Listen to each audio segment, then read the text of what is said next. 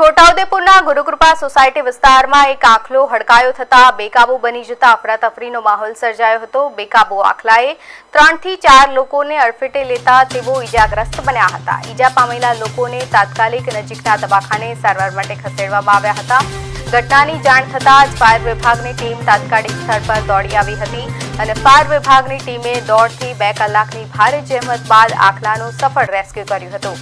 બાદમાં આખલાને અન્ય સ્થળે ખસેડવામાં આવતા સ્થાનિક લોકોએ રાહતનો શ્વાસ લીધો હતો। નગરમાં વારંવાર રખડતા પશુઓના બનાવો સામે આવતા હવે નગરપાલિકા અને પશુ ચિકિત્સક વિભાગ દ્વારા પશુઓને રસીકરણ કરવાની ઝુંબેશ હાથ ધરવામાં આવશે તેવી માહિતી સામે આવી છે।